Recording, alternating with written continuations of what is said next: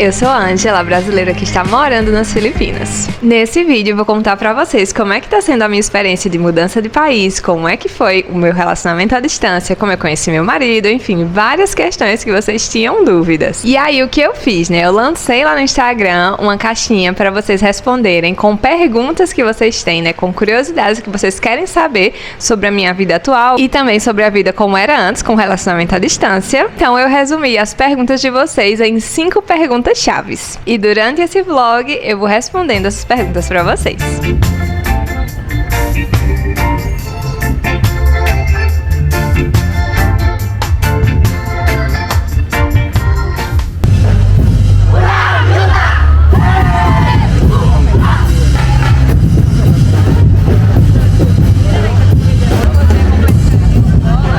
Então, a primeira pergunta é: como você conheceu seu marido? A gente se conheceu no intercâmbio que fizemos para a Suíça em 2018. Foi na metade de 2018 ou metade de 2019. Lá a gente passou quase um ano juntos e éramos no total 28 jovens de diferentes países de todo o mundo. Esse intercâmbio era pelo Movimento dos Focolares, que é um movimento religioso que nasceu na Igreja Católica e tem como carisma a unidade. Então, basicamente, foi uma experiência de imersão dentro da realidade de viver a unidade e o amor fraterno com pessoas de culturas totalmente diferentes. Lá, a gente estudava língua, que era o italiano, estudava outras coisas e trabalhava também. Então, com Aaron, desde o início da experiência, a gente já se tornou amigos. E eu trabalhava em uma gráfica de design, ele trabalhava com sistemas, às vezes os nossos trabalhos se encontravam, então a gente fazia coisas juntos. Enfim, o tempo foi passando, várias experiências lindas a gente viveu lá. E no fim da experiência do intercâmbio, já era claro que a gente tinha sentimento de amor, né? Daquele carinho especial um pelo outro. Então a gente começou a namorar no último dia antes dele voltar para as Filipinas. I'm trying to live in the moment. We gotta live in the moment.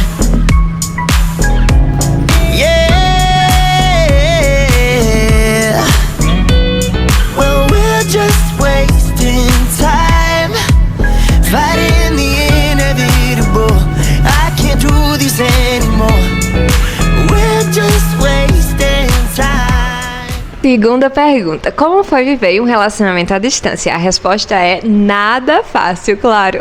Tanto que antes de assumir pra mim mesma que eu gostava dele, eu neguei muito meu sentimento, dizendo que era só um sentimento de amizade. Porque, óbvio, a questão da mega distância entre a gente pesava muito. Ele era das Filipinas e eu do Brasil. A gente tinha 11 horas de fuso horário diferente. Seria começar um namoro sem saber quando é que a gente ia se ver de novo. Porém, a gente acreditou no sentimento, que era forte e que valia a pena. E foi isso que sustentou o nosso relacionamento, né? A ideia de vale a pena. Além da confiança mútua e, claro, acreditando sempre nos planos de Deus. Então, passamos 5 anos namorando e dentro desses 5 anos a gente só se viu 3 vezes. Porém, nessas ocasiões, né, que a gente se viu, a gente passava mais de mês juntos. Primeiro que desde que terminou o intercâmbio, chegou a pandemia, né? Então a gente passou quase 3 anos sem se ver. E a primeira vez que a gente se viu foi eu que vim aqui nas Filipinas. Passei 4 meses, depois ele voltou comigo pro Brasil, passou 5 meses lá. No ano seguinte a gente se viu na Itália, que foi quando teve o pedido de casamento. E depois ele já veio aqui pro Brasil no outro ano, né, pra ser realmente o casamento. E assim, mesmo sendo só 3 vezes que a gente se viu, a gente aproveitou muito porque sempre passava um tempo longo, né? Então a gente conseguia realmente entrar dentro da realidade um do outro. Por exemplo, na primeira vez eu passei 4 meses aqui nas Filipinas, então eu consegui estar dentro da família, ver como que eram as coisas, entender um pouco mais da cultura. E depois, quando ele voltou comigo pro Brasil, foram 5 meses. Nisso aconteceu a mesma coisa. Ele conseguiu entender como que era a realidade lá e como que era a minha vida também. E sim, relacionamento à distância é sofrido porque você perde muitos momentos no dia a dia de estar junto com aquela outra pessoa. Mas quando vale a pena, então tudo dá certo. A minha dica master para relacionamento à distância é: tenham propósito e confiança um no outro. Mas enfim, relacionamento à distância é um mundo de coisas para falar. Então, se vocês querem que a gente converse mais sobre esse assunto, deixem aqui nos comentários que eu posso trazer um vídeo especial só sobre isso.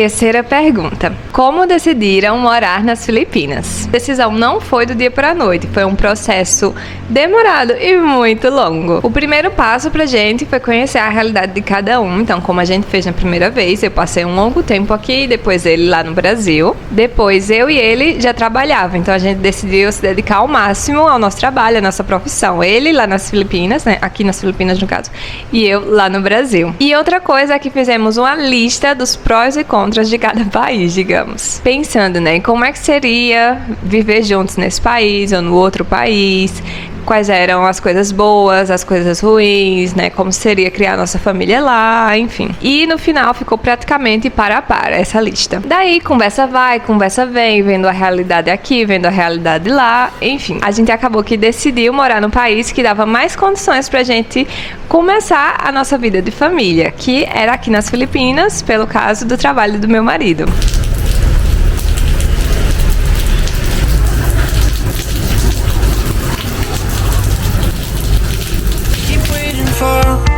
For you to call, I'm thinking that I'm gonna need a miracle. Wasted again, I tell my friends I'm feeling like you're coming, cause I feel the sun.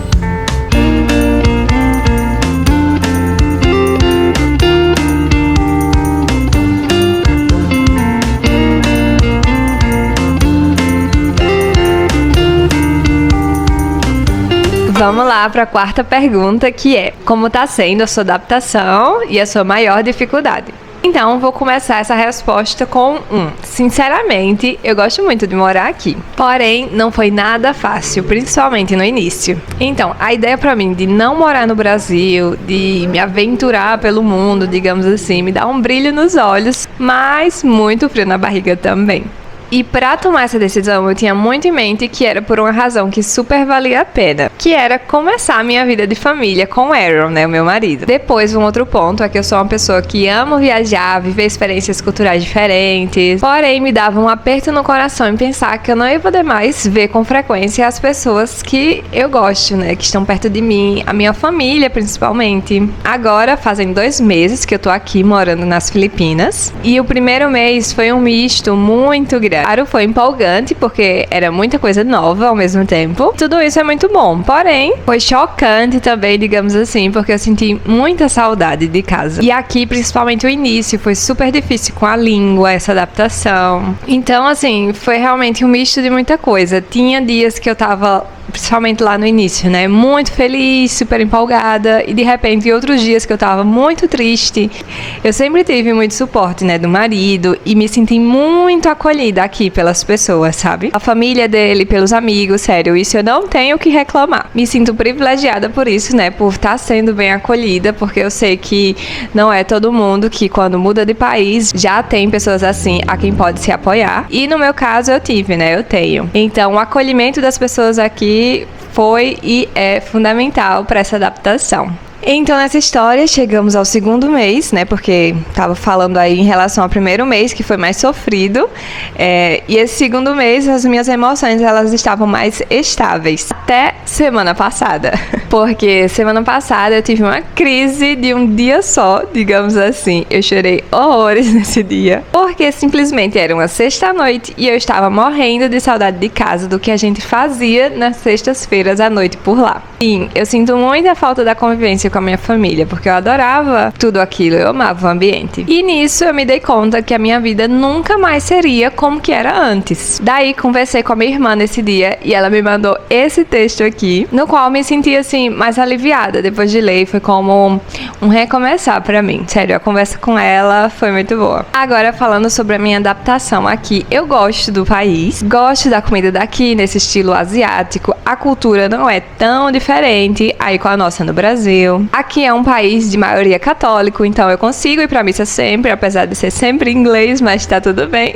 E também gosto do estilo de vida daqui, na visão da cidade onde eu moro. A cidade onde eu moro se chama Dumaguete. Ela não é nem tão grande, nem tão pequena. Tem tudo aqui, mas também ao mesmo tempo tem cara de cidade do interior. Porém, programação pra fazer aqui não falta. É uma cidade no litoral, então tem praia, mas também ao mesmo tempo tem montanha. Tem cachoeira, tem águas águas termais também. Então, me sinto como viver num paraíso. Porém, nem tanto, né? Porque aqui nas Filipinas acontecem muitas coisas climáticas, como tufão. Esqueci como se diz em português, enfim. Mas, por sorte, aqui na região onde eu moro, não, é mais tranquilo. Sim, e uma coisa que eu não gosto aqui da cidade é como foi feita a urbanização dela, porque é meio desorganizado e nada harmonioso esteticamente. Porém, tô de boa, porque meus olhos já estão se acostumando com isso. E sobre a maior dificuldade que eu vivo é a questão, com certeza, da língua. Porque a grande maioria do tempo o pessoal fala aqui em dialeto, e um dialeto que eu não entendo nada. Quase nada, né? Porque algumas palavrinhas até que já aprendi. Daí, com isso, como eles falam em dialetos, em muitos momentos, né, o que acontece, eu fico voando. Ou algumas pessoas traduzem pra mim, mas a tradução não é a mesma coisa de que entender em tempo real. Mas assim, explicando pra vocês a história da língua, né? Porque aqui no país, o oficial é o inglês e também o tagalo, ou filipino, como se pode dizer. Além dele, né, que é para todo o país, em cada região eles falam outro dialeto diferente. Pois é. Então, na região onde eu tô, eles falam o Bisaya, e quando vão pra capital, falam o tagalo, e comigo, né, falam inglês. E, sinceramente, eu acho o povo daqui muito inteligente para aprender línguas, viu? Imagina, meu marido, ele fala o tagalo, o Bisaya, o inglês, o italiano, desenrola o português, e ele pode ter uma conversa muito boa ainda, fazer você rir em português. Então, eu já tô imaginando como vão ser nossos filhos. Qual será a primeira língua que eles vão aprender? Quanto è 200 ml? Questo? Dice 200. Bene.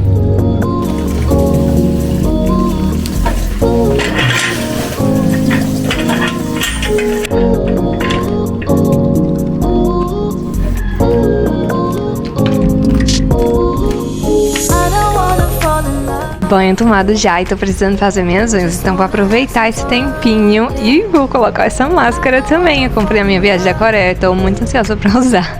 Just wanna have some fun. I don't wanna fall in love.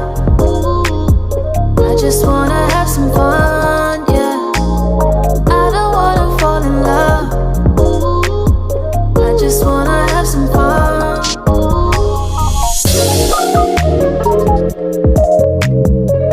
Agora, como quinta pergunta e última, você teve algum choque cultural? Sim, e vários, mas nenhum, nada do tipo, ai meu Deus, eu vou morrer. Por exemplo, aqui o pessoal faz a refeição com garfo e colher. Sim, colher em vez de faca. Então, até nos restaurantes, quando a gente vai, não tem faca na mesa, é colher. E eles não utilizam faca normalmente nas refeições, escolhem a colher, porque a maioria dos pratos que cozinham por aqui, né, os pratos filipinos, você não precisa de uma faca. Outro ponto para dizer é que o trânsito daqui é meio caótico. Sim, são muitas motos e na cidade onde eu moro não tem sinal de trânsito. Aaron, meu marido, inclusive, ele disse que você tem que ler a mente do outro para poder dirigir aqui. É meio caótico, mas eles sabem como dirigir aqui. Quero mesmo ver quando chegar a minha vez de dirigir nessa cidade.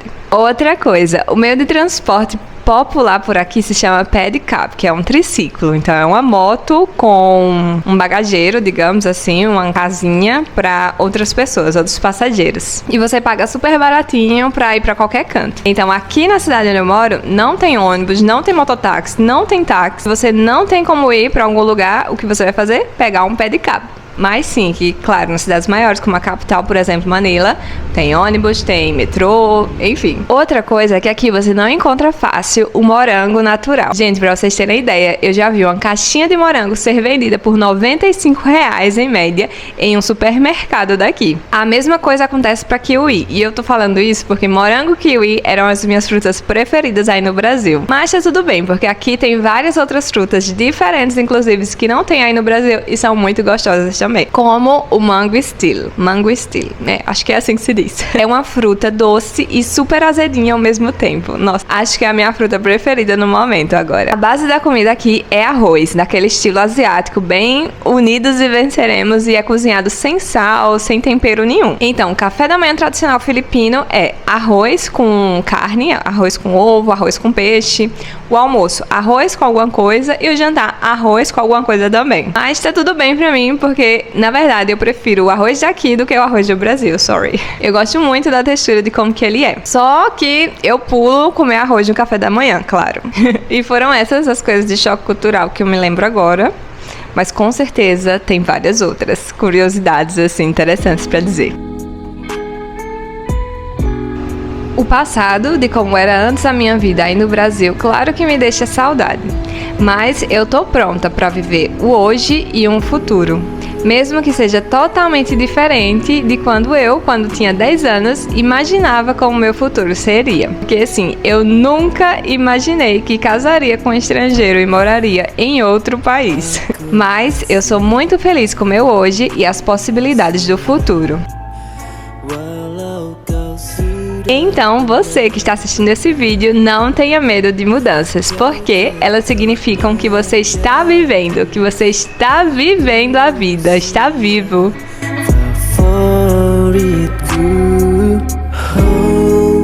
Biarkan ku menyanyikan lagu sedang